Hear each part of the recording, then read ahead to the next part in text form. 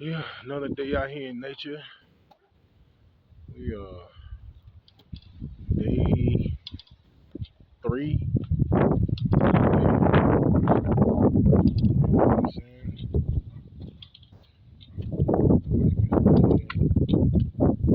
Messing with her breathing machine thing. Son getting the wood ready for the night. Campfire. Relaxation with that. And me, I'm just enjoying this beautiful weather. You see? You see what I'm saying?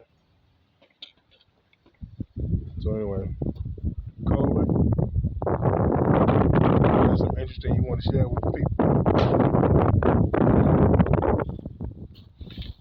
Tell one of your stories.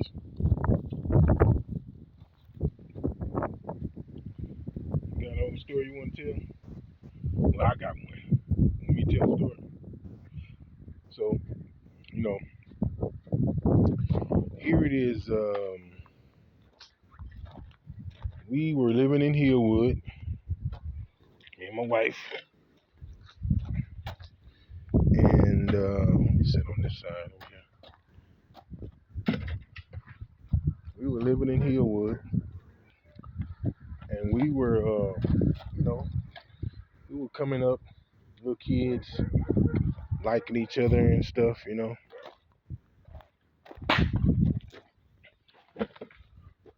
They don't make too much noise, man. Anyway, we were little kids, you know, coming up, and one day, my wife was,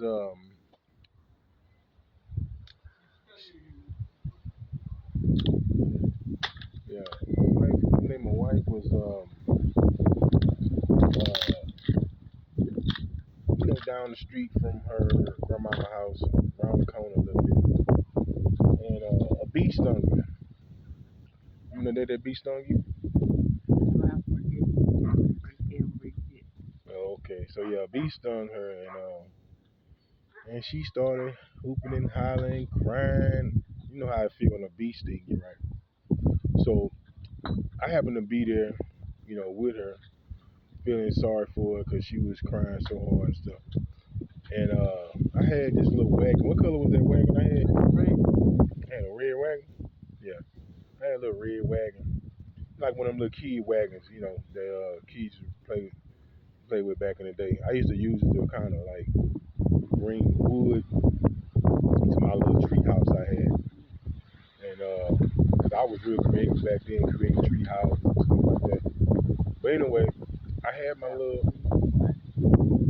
That's what I did. Okay. But anyway, so the bee had stung her, and she was crying. What did it sting you at? My bee stung on your head. Okay, so the bee stung her on the head. Was it a wasp or a bee? A wasp. I don't know. Okay, one of them. Okay. Yeah, you just know it hurt, right? So bad. It hurt real bad. Yeah. So anyway, we had so I had my little red wagon, but she was in so much pain. So I said, you know what, you want to walk home and try to get some get it looked at by your grandmama or somebody. So she was like, yeah, but she was too faint to walk. So I put her in my wagon, and I did what, baby? Oh, oh, wow. I pulled you all the way home. I pulled her all the way home, on my wagon. Now, mind you, I had kind of forgot about this story, as a little kid, but she reminded me when we got back together that when that bee had stung her, uh, she had, she was in so much pain, she couldn't walk, and when she could walk, but she just didn't feel like walking. You know what I mean? But I can imagine it must have really hurt her. I got stung by a bee or a wasp one time before too, so I know it hurt. So anyway, you know, I carried her home on my wagon, pulled her home, and she was just really like around the corner from her grandmama's house, and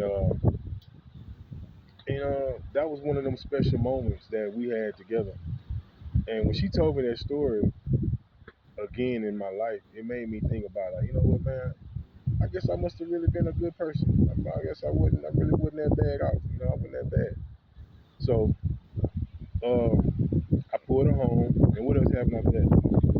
It was going. I just did say what I'm over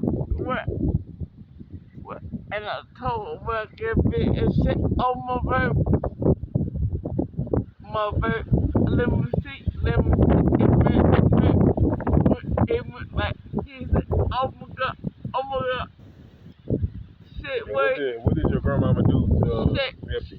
my grandma said, wait, I said, oh my god, she started looking around on me and she said, wait, and shit, wait, I said, yeah, said you been, I said, yeah, she told me that, I said, yeah, she told me that, did you finish? I said, yeah, she put some mess and she said, you still, I said, yeah, What kind of medicine she put on it?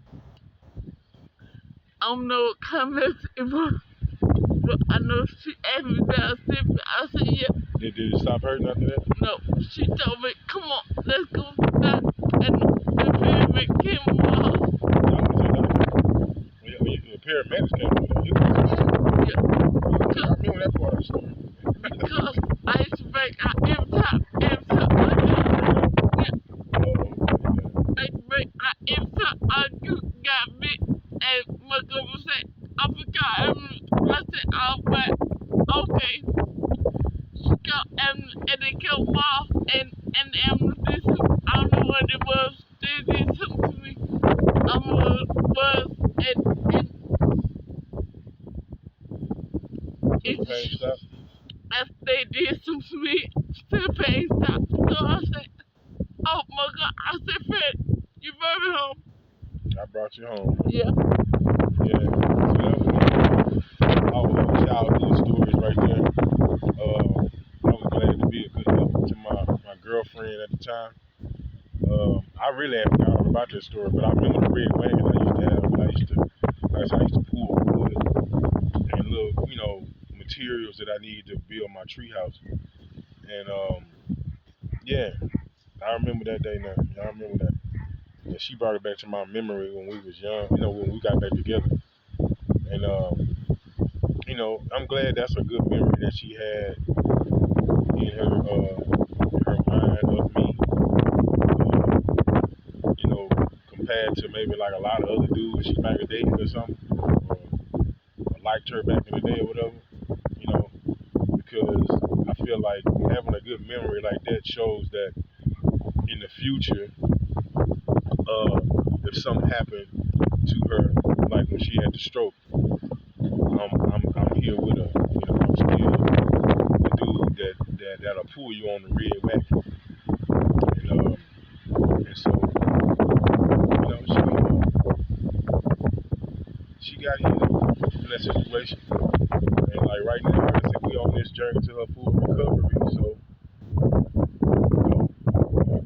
I'm here by her side even to this day. I thank the Most High that He giving me the strength to help my wife in this situation. Because I want my wife back to normal so bad, y'all don't even understand it. I'm thankful for my kids that's helping me out. My daughter Lele, I know y'all see me harping on her a lot, but she a real good help. I just be trolling her a lot of times, but and we joke around like that all the time. Me and my daughter. And then my other son, my two older sons, y'all kind of see them in the background. They help out a lot with my wife and stuff and their mom. And y'all always see Honorable. He always around and stuff. But yeah, man, that's one of our childhood stories. I hope y'all enjoyed and or enjoyed it. Like I said, we still out here in nature. I told you this when we was coming to chill out. The wind is really high right now. It's blowing real good, but I love the wind blowing. Keeps me cool and stuff. So, and, got a little quiet time. The family is like back, chilling in the back there. We're just enjoying this area right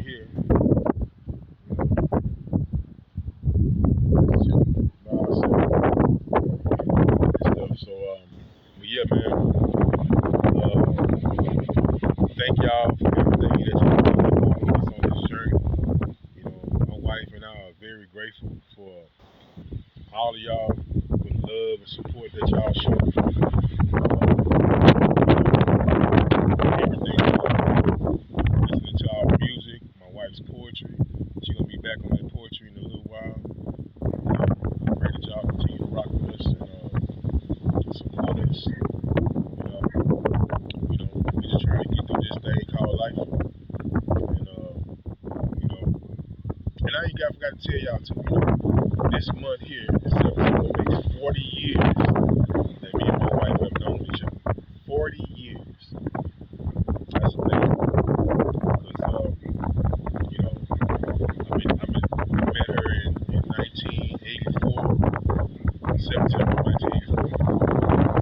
We actually met her brother and my brother having a little, trying to have a little squabble, they didn't really have no fight. They were just passing words back and forth. But that's how we ended up meeting through that situation. And her cousins and them got involved and tried to come at me crazy. But we was all young, but nothing really happened. But that's how it all began through that situation right there. And when I laid eyes on her for the first time, it was like an angel I was looking at, and I felt like, what's that song by Charlie Wilson? There go my baby. Yeah, I felt like that. You know what I mean? But so it's been 40 years we've been knowing each other, 1984 to 2024, and we've been together ever since. We had a little gap, in there after I stayed in Houston for like 4 years. Then I moved to back to Third Ward. So we had like a little. So I moved out there in '88. I didn't see her. We didn't get back together in '90s. It was like a 10-year gap. But I saw her briefly in '96 at the McDonald's. I told y'all this story already. But yeah, so it was like an 8-year gap before I seen her again, and then it was a 10-year gap before we got back together. And we've been together ever since. Never really had like no major breakups. Like we break up, get back. Some people break up, get back together, and all that. We never done that. You know what I'm saying? Because I didn't play that. Cause I ain't want her to be with no other dude, and I know she would want me to be with no other girl. So we didn't really play them games with each other. We went on and we stayed together all them years.